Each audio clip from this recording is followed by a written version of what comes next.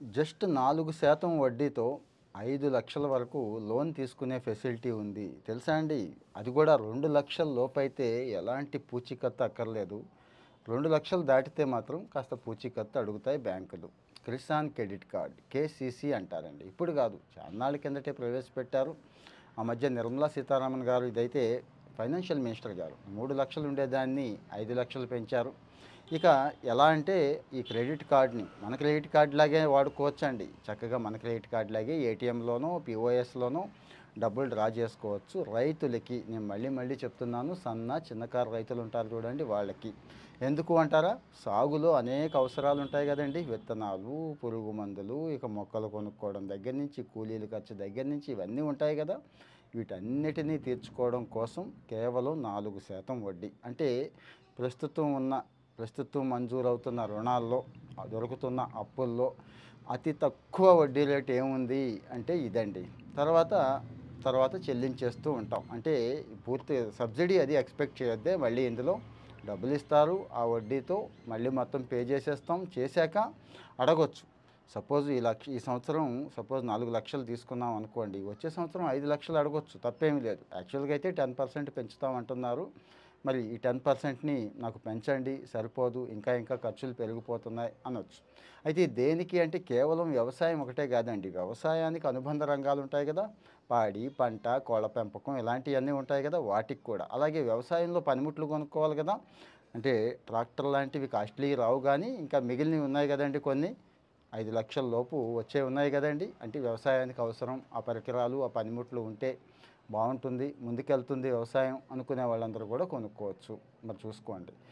ఇప్పటికి 7,00,00,000 మంది పైన రైతులకి కార్డులు ఉన్నాయండి భారతదేశంలో. మనకి తెలీదు ఈ విషయం చాలామందికి. అంటే కొత్తగా కావాలంటే బ్యాంక్‌ని అప్రోచ్ అయ్యి ఏ బ్యాంక్ అయినా పర్లేదు. నేషనలైజ్డ్ బ్యాంకులు ఆర్ కోఆపరేటివ్ బ్యాంకులు ఉంటాయి కదా! అవైనా పర్వాలేదు వెళ్ళొచ్చు, తీసుకోవచ్చు.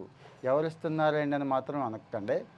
4,26,000 రుణాలు లాస్ట్ ఇయర్ ఇచ్చారండి. 2024 సంవత్సరంలోనే అంత ఇచ్చారు. గుర్తుంచుకోండి. మరి ఎంతమంది ఉన్నారనేది కూడా చెప్పానండి. సో, రైతులకి నమ్మకం ఉంది. కొన్ని కోట్ల మంది రైతులైతే ఉన్నారు. 10,00,000 కోట్లు పెరిగిందండి. అంటే ఇస్తున్నారు. రుణాలు ఇప్పటికీ అంత ఇస్తున్నారు అన్నట్టు. సో, మరి ఇక్కడ పంట ఖర్చుల దగ్గర నుంచి, పంట ఖర్చులను బేస్ చేసుకొని, మీకున్న భూమిని బేస్ చేసుకొని ఇవన్నీ. అయితే ఇన్సూరెన్స్ చేయించుకోవడం ఇవి మాత్రం మర్చిపోవద్దు. ఎందుకంటే ఇలాంటి రుణాలు తీసుకున్నప్పుడు పంటకి ఇన్సూరెన్స్ చేయించుకుంటే మనకి చాలా సేఫ్టీ అండ్ సెక్యూరిటీ ఉంటుంది కదండీ! ఇన్సూరెన్స్ చేసుకోవచ్చు. సో, ఇక్కడ 2 రకాలుగా ఉంటుంది ఈ లోన్ అనేది. అంటే short term and long term. స్వల్పకాలిక రుణం, దీర్ఘకాలిక రుణం అంటారు. స్వల్పకాలిక రుణం అంటే అప్పటికప్పుడు ఆ నెలో, ఆ 3 నెలల్లో, 6 నెలల్లోనూ ఉపయోగపడేది. ఎరువులు, విత్తనాలు, పురుగు మందులు ఇలాంటివి ఉంటాయి కదండీ! వీటన్నిటికి. దీర్ఘకాలిక అంటే భూమిని బాగు చేసుకోవడం. భూమిలో ఉన్న రాళ్ళు, రప్పలు తొలగించుకోవడం దగ్గర నుంచి, కాలువలు వగైరా వేసుకోవడం దగ్గర నుంచి ఇలాంటివి ఉంటాయి కదండీ! ఇవన్నీ కూడా. సో, మరి ఈ రెండిటికి 2 రకాలైన వడ్డీ ఉంటుంది. అది దాన్ని బేస్ చేసుకొని కాస్త నిబంధనలు ఉంటాయి. దాన్ని బేస్ చేసుకొని ఉంటుంది. ఈ కార్డ్ అనేది మల్టీపర్పస్ కార్డ్ లాగా ఉపయోగపడుతుంది. చక్కగా ఎలా కావాలంటే అలా వాడుకోవచ్చు.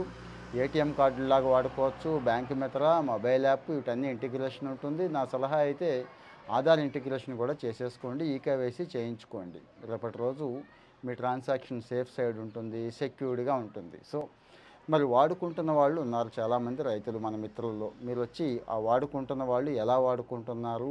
ఎలా ఈజీ అయింది మీకు? ఒకవేళ రాని పక్షంలో, ఇబ్బంది పడిన పక్షంలో అది ఎలా క్లియర్ చేశారు అనేది కూడా చెప్పండి. లేదు ఇంకా కొంతమందికి డౌట్స్ ఉంటాయి. అది ఎలా వాడుకోవాలండి? ఎలా యూజ్ చేసుకోవాలండి? లేకపోతే నేను వెళ్ళి అప్లై చేసుకున్నాను కానీ నాకు ఈ ఇబ్బంది వచ్చింది. ఇగో ఈ రకంగా నాకు పొందలేకపోయాను అనుకునే వాళ్ళు కూడా దయచేసి ఇక్కడికొచ్చి మెన్షన్ చేయండి. ఫాలో అవుతూ ఉంటే ఇలాంటి సమాచారం ఇస్తూ ఉందామండి.